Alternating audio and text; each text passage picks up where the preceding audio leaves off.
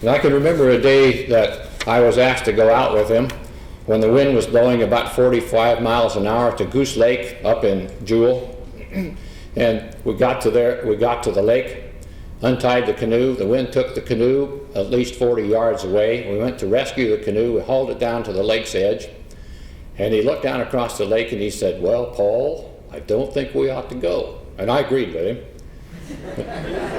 About that time, though, some of his friends at the hunting club at Goose Lake got into a duck boat, one of those kinds that keep the waves away because it's enclosed over the top, crawled in that duck boat, put the oars out, and rowed over to where we were. And he looked at me again and he said, "If they can do it, we can do it."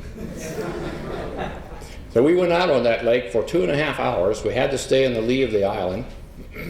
The waves were at least 2.5 feet tall. We were in an aluminum canoe of 17 feet. My bottom was frozen to the bottom of the canoe, and each time I raised it above the bottom, he hit me with the paddle to tell me to keep it down. My legs were cramped.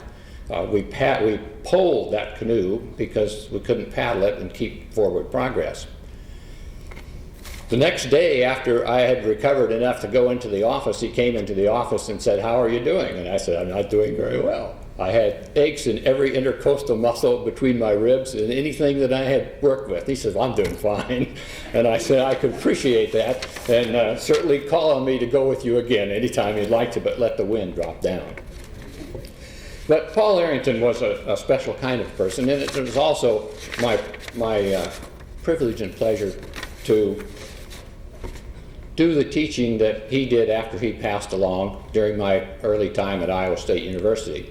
And took the course that he taught plus a couple of others, and did not take Paul Arrington's place because you could not do that. But I certainly did take his salaried position as far as a teacher in the department, and that was a privilege on my part.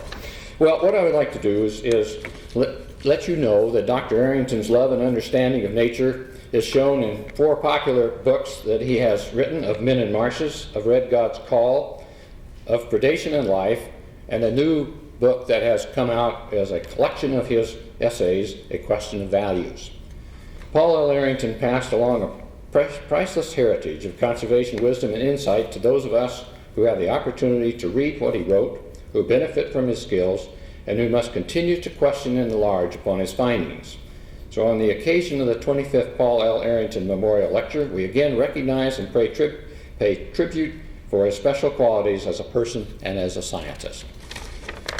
And this evening, and I won't read the total amount of information here about Director Larry Landers, who's going to talk to us this evening, but I will pick up on the last paragraph.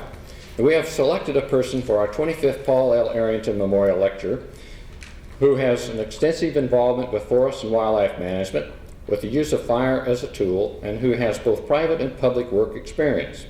He has a holistic view of the biological processes as well as the political processes related to fire that are at work within the present occupants of the land.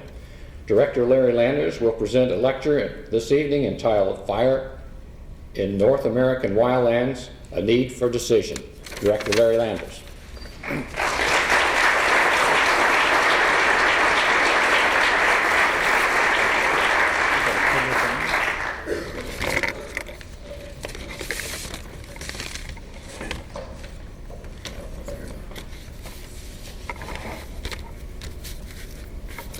It is a great pleasure for me to deliver this quarter-century lecture in honor of Dr. Paul Arrington.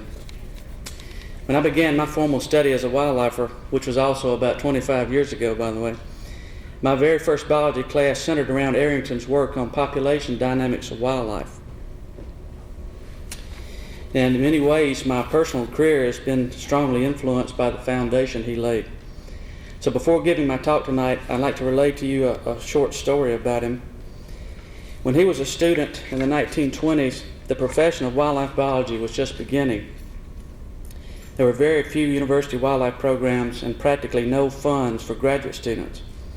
Then in 1929, the Sporting Arms and Ammunition Manufacturers Institute developed a research program, and they asked 2 people to locate the best young minds in the country to receive fellowships. Now, the selection was left up to Aldo Leopold, who many consider the father of wildlife management, or at least the one who developed the framework for wildlife biology, and Herbert Stoddard, who was the first in the country to base a game restoration program on detailed research. Stoddard, by the way, is also the founder of Tall Timbers Research Station. Now, these two pioneering wildlifers I learned very recently by looking through some old correspondence between Leopold and Stoddard. They had listed Paul Arrington as number one on their list after they had scoured the country for the greatest young minds in biology. And in my opinion, Leopold and Stoddard's endorsement was proof that Arrington was a young man of the highest caliber, and his prominent role in his profession certainly bears this out. So tonight I hope to give you a talk deserving of the title Paul Arrington Memorial Lecture. May I have the lights, please?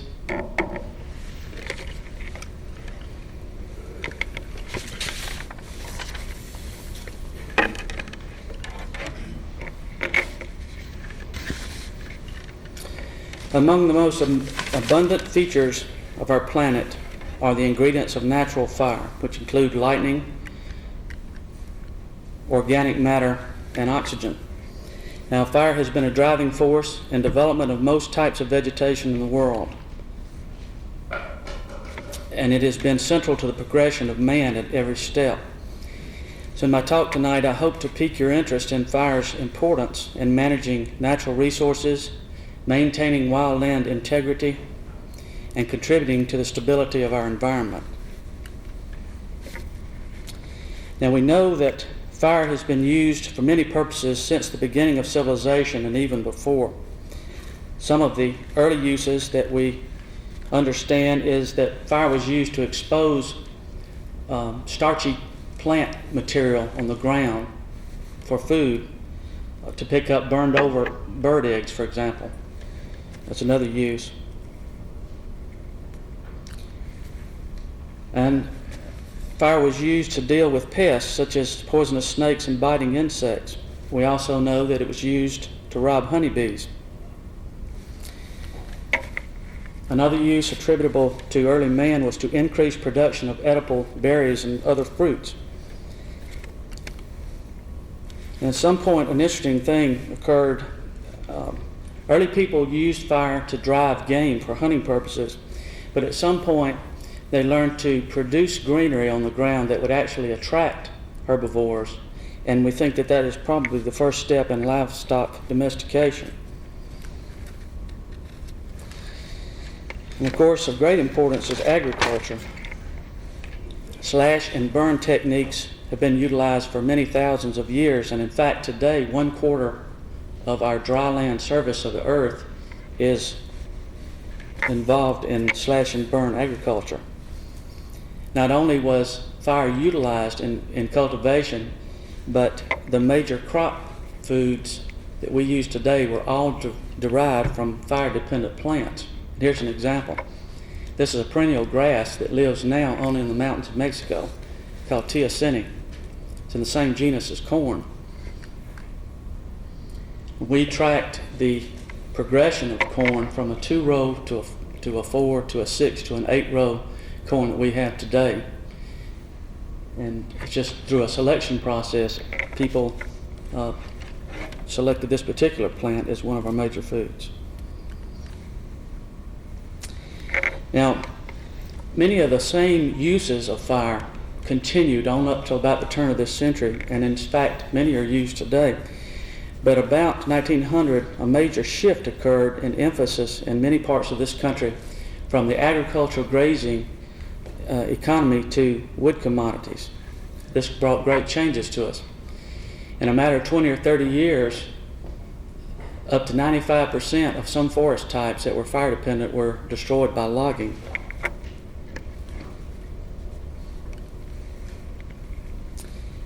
And today, you still, in the subject matter of fire ecology, you generally have two opposing views. One is a continuation of the production-oriented idea of using fire under the safest conditions, very carefully to produce something valuable to man, versus fire as a process in wildland integrity. This is very important. Before man's influence, I think to understand today's fire issues, it's necessary to go back before Indian times even and consider sections of the country that were dominated by some form of fire-dependent vegetation. And for this, I will begin in the southeast. About 2/3 of the coastal plain of the southeast were dominated by pines over grassland. This particular slide here shows longleaf pine. And we believe that fires occurred every 2 to 4 years during the growing season. It's important to note that longleaf pine once covered 78 million acres, which was the largest single species dominated forest type in the United States. And today there's less than 5% of that left. It's long been recognized that game animals such as wild turkeys, bobwhite quail, doves and whatnot are fire dependent in this forest type. And we've documented over 150 species of non-game wildlife that are similarly dependent. In addition to longleaf pine, there are many other pine types, including shortleaf, slash pine, and others that burn slightly less frequently, we believe every 5 to 10 years or so.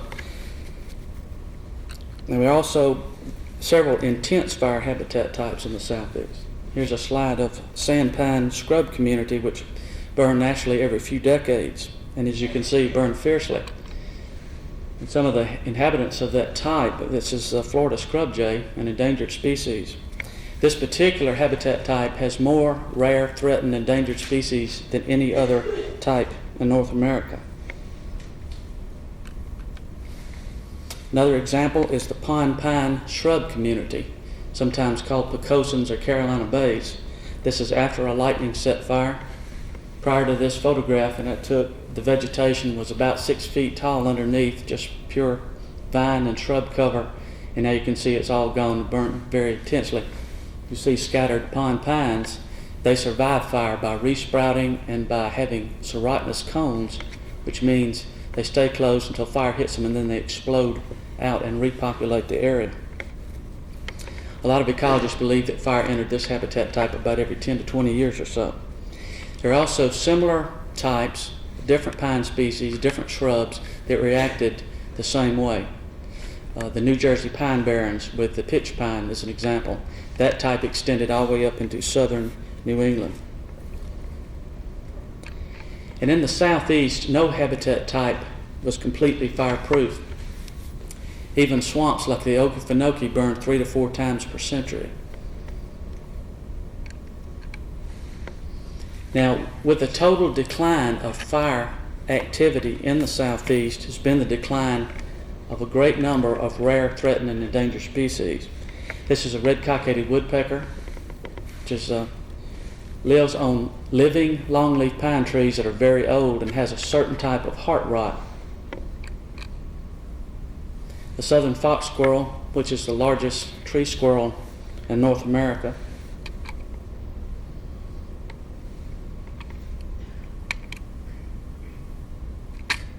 The gopher tortoise, which is a burrowing turtle, completely herbivorous. And in its burrow, has a large number of friends. At least 60 species of vertebrate animals, mostly snakes, lizards, some amphibians, live with the tortoise down in the burrow. This is a pine snake. Other examples are the diamondback rattler, the eastern indigo snake, coach whip, and a whole hodgepodge of other interesting species. Changing areas to the northeastern forest. Aspens, of course, are fire-dependent species and occurred on 1/4 of the forested area north of Mexico, but primarily in the northeast. Now, we believe that natural fire occurred in aspen stands every few decades, and of course we know that fires were important to grouse, moose, a number of other plant types, including cherries and birches and whatnot, would seed into and repopulate burned over areas. Another example is in the Appalachian Mountains. They have what we call balls, which are burned out mountaintops, burned very frequently. These are very important for a number of wildlife species, including the golden eagle. Some ravens live there, and there are many plant species that live on bogs that live nowhere else in the world. Mixed conifers of various species, especially notable is jack pine, which is the home of the Kirtland's warbler, another very rare bird in trouble. Jack pine is believed to have burned every few decades. The central grassland, part of the United States, prairie region, is part of the largest continuous grassland in the world. It stretches, of course, from Mexico all the way to Canada. And I have a couple examples here. This is one from Kaler Prairie here in Iowa. And there's all sorts of combinations of grasses and composites and whatnot, and they all vary.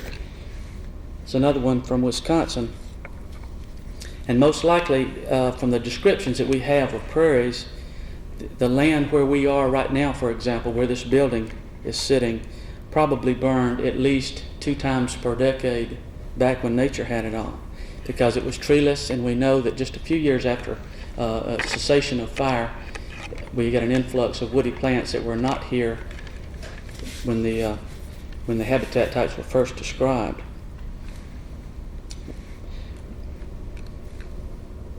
Okay, western types, ranging from high ranges down to and isolated mountains down to wetlands or arid basins. Now, western forests contained brushlands of various types and grasslands which burned frequently. Ponderosa pine, which covered tens of millions of acres out west, believed to have burned every 7 to 10 years at fairly mild intensities. Then you have various mixed conifers, including lodgepole. At lower elevations, lodgepole pine burned about every 40 to 60 years, and at higher elevations, perhaps more than once every 200 years or so. But all of the types did burn. When you throw in the redwoods, Doug fir, and the other western species, you can see that fire was irreplaceable in many, many ecosystems in the western United States. And the wildlife populations are equally as dependent. Most wildlife species either specialize on the trees killed by fire in the western coniferous forest, or on the vegetation that occurs after fire at some stage. Then there's the boreal forest extending from northern New England all the way up to southern Alaska across the country. In the United States, consists primarily of white and black spruce that burned every 75 to 100 years or so.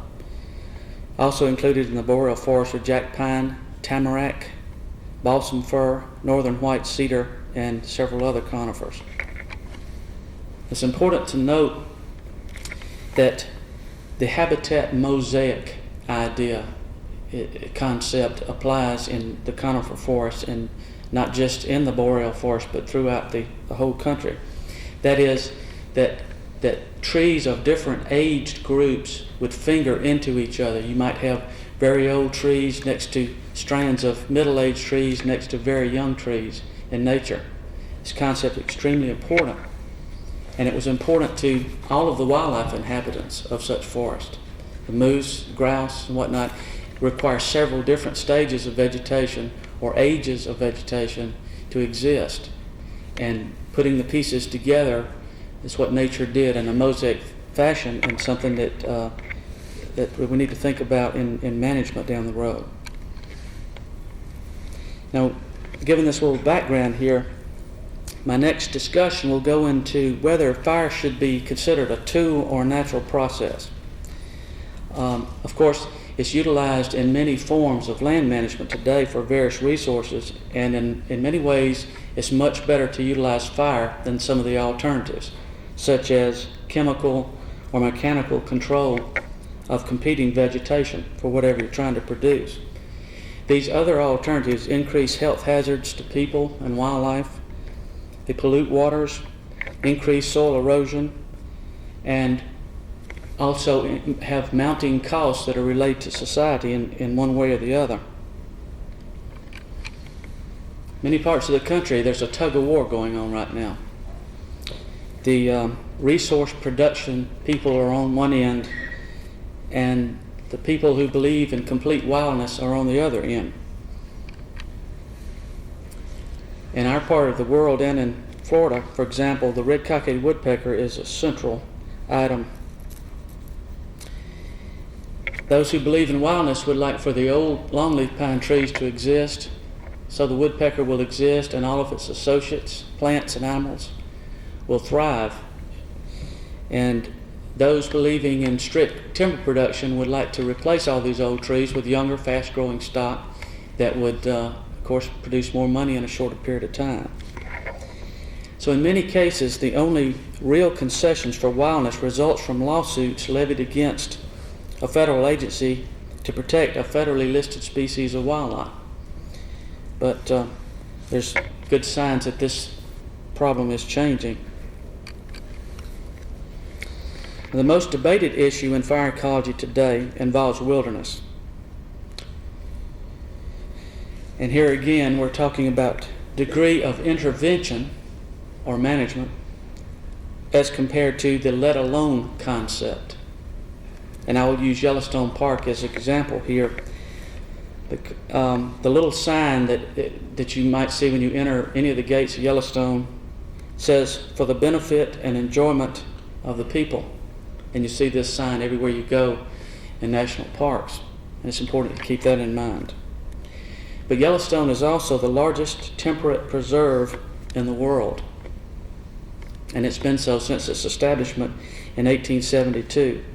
So it's important when we talk about fire to reflect back on the original park and what happened to it from its inception to today in judging this business of fire. Immediately what our forefathers did was evict the Indians and killed all of the major predators, including the pumas or mountain lions and the wolves, introduced the plains bison in large numbers, and began to suppress fires. Now, this fire suppression policy reigned for 100 years until the policy was changed in 1972, at which time it was a complete turnover. Rather than having no fires, we switched to having free-ranging fires. If one started by lightning, it was a natural fire. It was to go at its own pace wherever it was to end. Now, last summer was the first time since the policy change that we've had dry enough, windy conditions to have a truly catastrophic fire of great extent in Yellowstone. And of course, as all of you know, about 1.4 million acres burned through in and around the park itself. In this photograph, you can see the very dark red is the place where killing fires occurred. All vegetation knocked down. As you see, the pink color shows an intermediate fire intensity all the way to the green, and the real pure green is places that received no fire at all.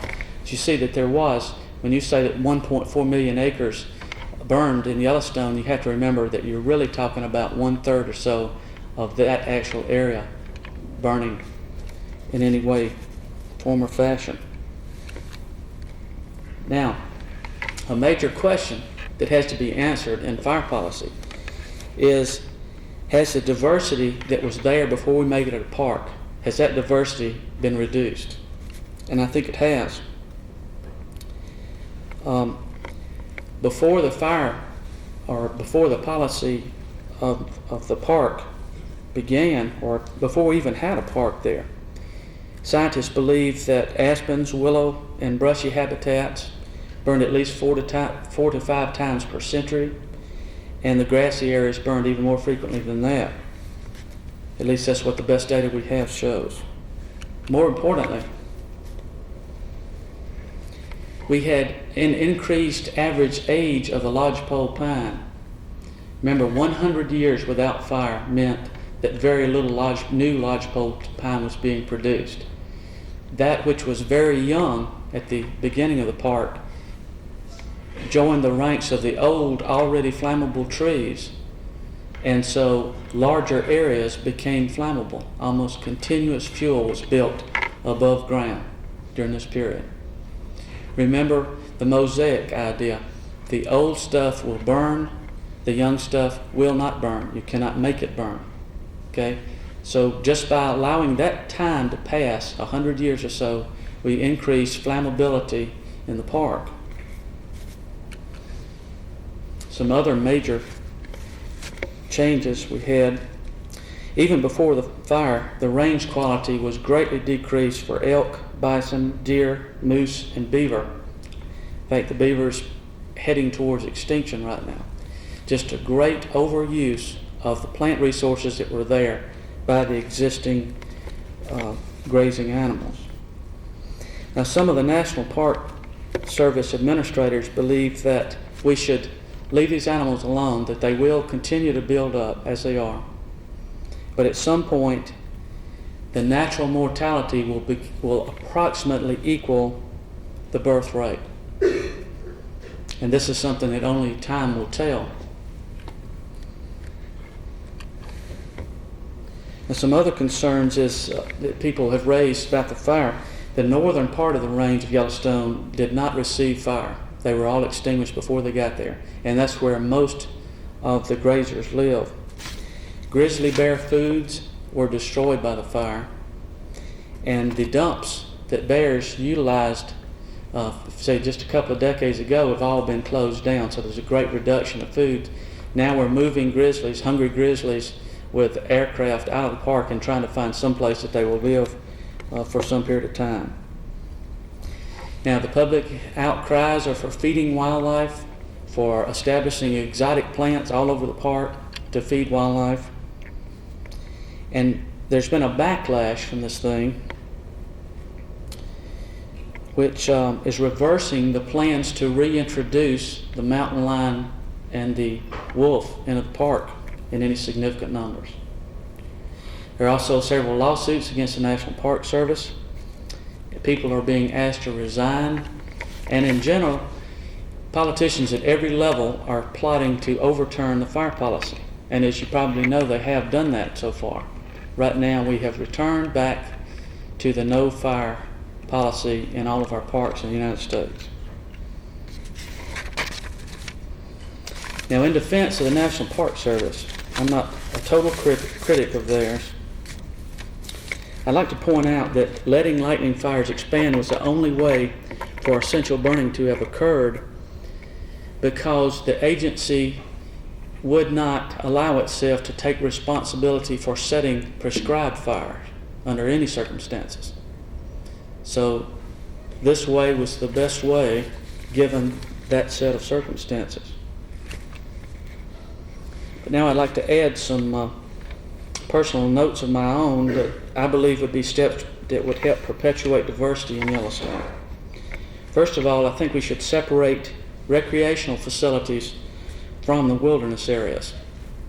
It's just common sense not to build recreational facilities in the middle of a fire-type forest, knowing that the catastrophic fires can occur there. It endangers people and it wastes money. Number two, I think we need to create buffer zones like this guy's doing here, and these places should be burned annually to burn fuel reduction fires wide enough to help control fires if they do occur, and also to help diversify the park. There needs to be a system of replacement fires. Most fires occurring in the boundaries of Yellowstone and just outside the boundaries are extinguished every year. Most people don't realize that, even if they're lightning-started fires. So it's probably using good judgment as to say it's too dangerous now to let this one go, so let's put it out. But that fire needs to be replaced down the road if we're going to maintain the natural fire frequency in the park that they intend to accomplish. We also need to favor the important plants that support some of the endangered species, such as whitebark pine for the grizzly bears, willows and aspens for the other grazers. And I think that we ought to actually favor certain habitat types in the park. And this would require various burn intensities, not just all intense fire. Now, here's an example. You can choose burning times to where you can make small fires occur in Yellowstone or anywhere else, but you have to have the right conditions. These little places that burned out will seed into young lodgepole pine, and the next time an intense fire will come through, it might destroy the trees around those patches, but the young trees inside will have a much greater probability of survival because they're not very flammable. And finally, I think we need to take it on ourselves to maintain healthy numbers of large mammals. And the only way I know how to do this is through habitat analysis and population control. And one way to measuring stick that I would suggest is to resurrect the exclosures that were once throughout the park, such as the one you see here. Inside that is moose browse, or lack of moose browsing. Outside is the impact of moose. This is in Maine, but I think the same sort of thing should apply to Yellowstone. And in general, what I've just told you goes counter to the popular idea of wilderness, the let alone. But I contend that it's necessary, and it's much better than spreading tons of chemicals and being invaded by 10,000 firefighters and bulldozers and whatnot, and the total disruption of the park that we just saw last summer. And I'm sure that this fellow right here would agree with me. This is a firefighter that just wandered in off of the range from Yellowstone. I think that face tells it all.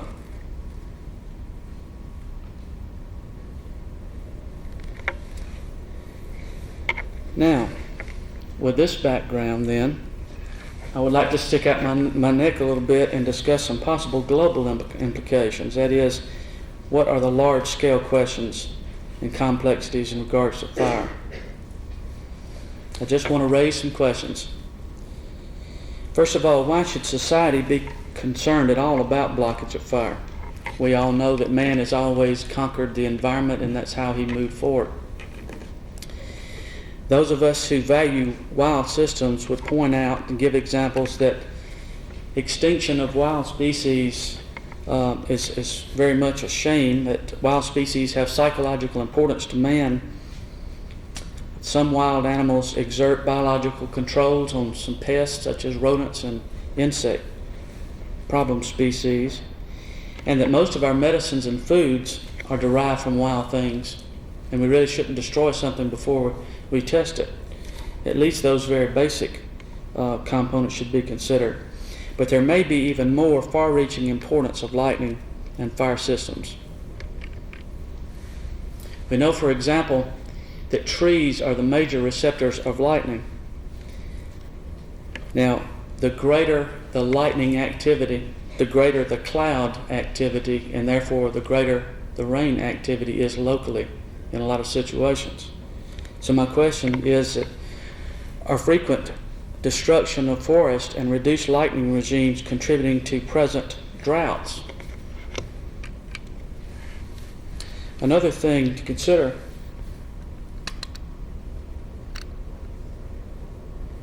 is what happens when we do not burn a habitat that is designed to burn.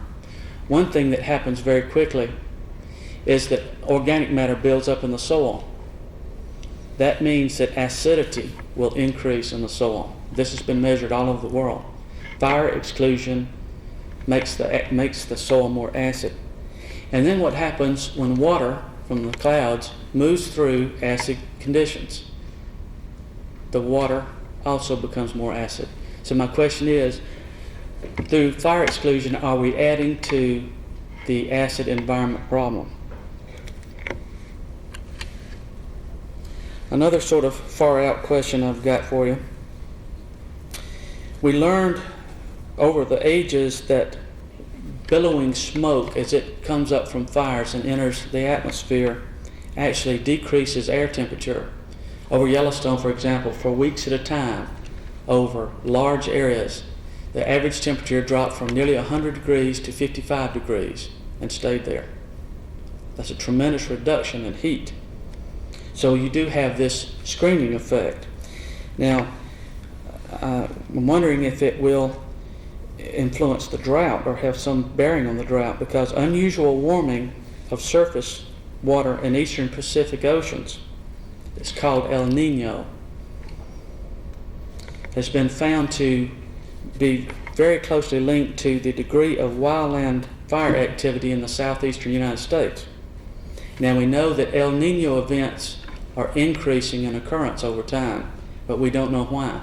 So my question involves the fact that in the last 50 years or so, fire activity in the southeastern United States has decreased 95%. So they're decreasing, as one's decreasing, the other one's increasing. So is the reduced smoke screening effect increasing ocean temperatures? Or how about atmospheric heat and drought frequency? Or perhaps even the global warming trend?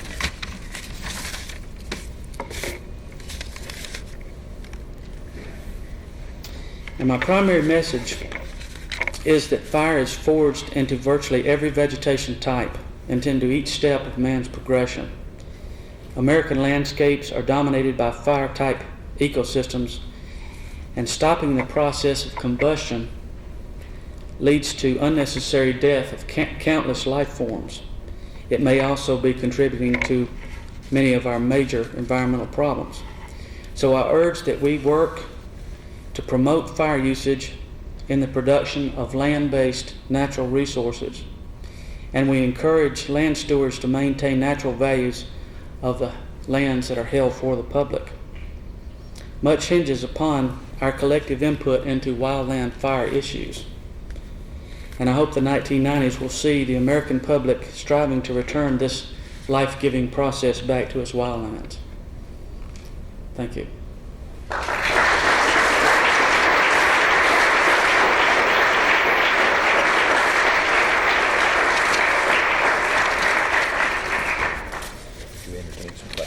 I certainly will. If anyone has any questions, I'd be glad to give them my best shot.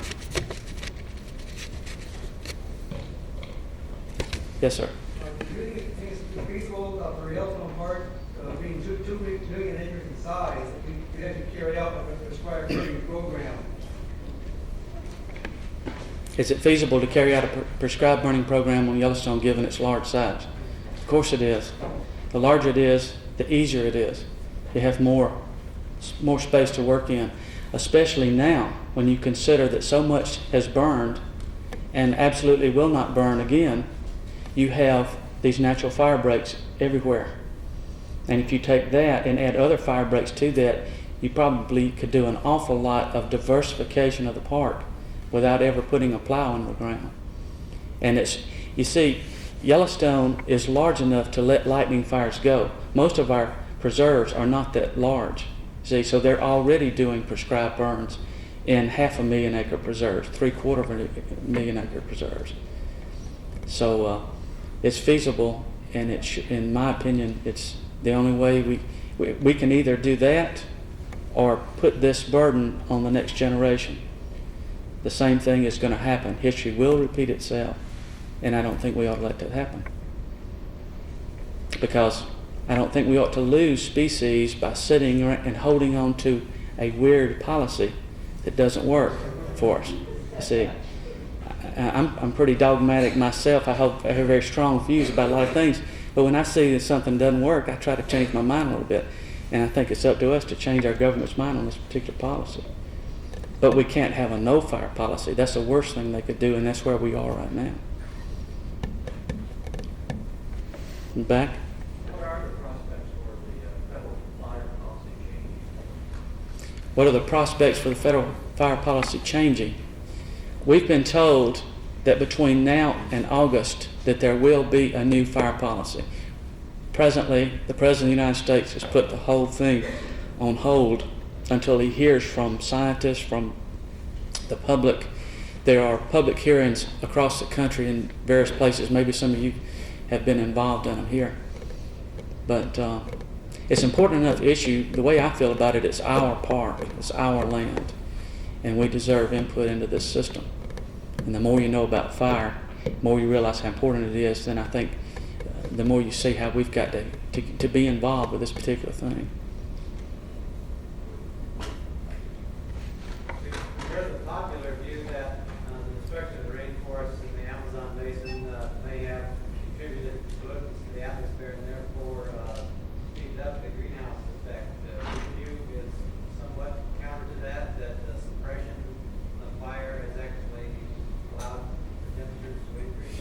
is my view.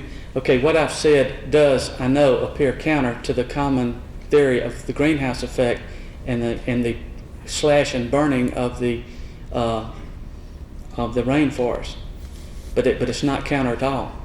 What we have done is taking natural fire systems like Yellowstone, and we've stopped fire in them. We put them out. We've taken the rainforest, which is obviously not geared to be a fire system. Neither the soils nor the vegetation are geared, and we're burning them up. We have spatially reversed the smoke screening effect, the heating effect, and we've just screwed up. It's the long and short of it. And there are great moves afoot in all those countries with rainforests to reverse that, even so far of paying off those people who eke out a living with that slash and burn technique, which only lasts them a year or 2 or 3, and it's a subsistence type of living. It's much cheaper on us all to pay those people off and help them out in some other way, teach them some other thing to do than the way it's going. Yes, sir. You mentioned about basically right now the policy is a no fire policy. So is there a policy? You say that in August there's supposedly going to be a change in policy. Is there right now a change in policy, or is it just a? Presently, the President of the United States has promised that in August something new and wonderful will happen. That's all I can tell you.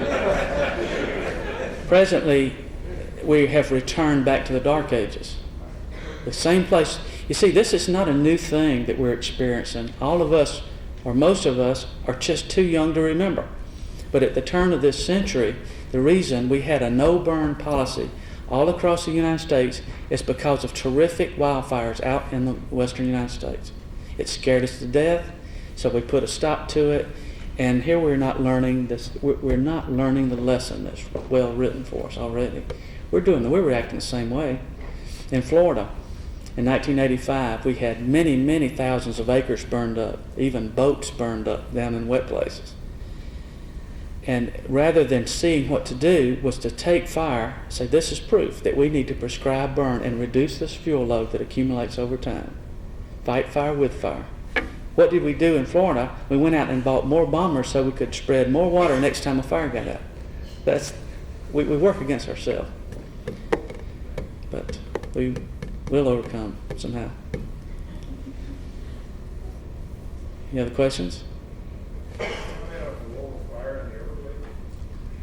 The role of fire in the Everglades. The Everglades is a semi-peat based system. And like all other peat systems, they stay saturated most of the time. So the fire interval is fairly long. Sawgrass is a major component of that, and other similar vegetation, tall, fibrous vegetation that encapsulates various chemical compounds in the structure. Now when it does dry out enough and winds get in there and fire gets started, it burns fiercely with flames up to 50 feet tall. And that's exactly what's happening right now. The national park there has been very timid about reintroducing fire because of Miami. They were afraid that it would smoke down Miami.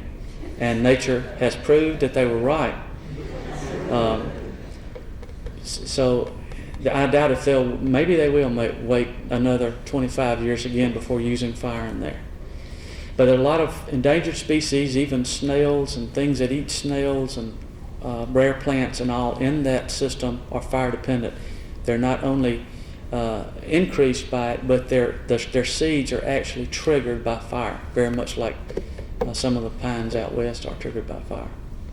So it's an important process. It also takes down some of that peat, and it gets it closer to mineral soil. And as long as fire is kept out, that peat will increase. And it's just like storing oily rags in a basement of your house. Sooner or later, you're going to suffer for it.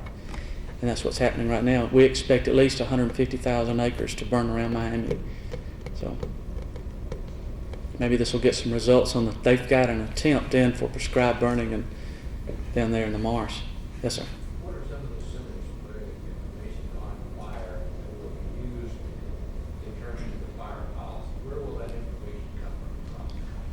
where will the information come that will be input into the fire policy? Scientific information, hopefully.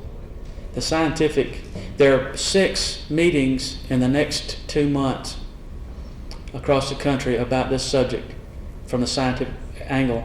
Tall Timbers Research Station and the Nature Conservancy are getting together and putting on one of those.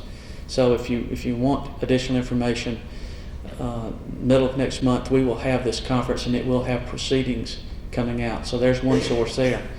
And then I can get you names of the others that are going on. There are several committees, blue ribbon committees. The National Park Service, who would like to continue on like they're doing, the same policy, return back, they got their own blue ribbon committee, and it was comprised of people who will tell that same story. And then some of the senators got together and came up with theirs from people who hate fire to begin with and would like to see no fire. So there's another blue ribbon committee. So you can also get those committee reports. Politicians just confuse me. I'd rather stick to the facts on a lot of things, but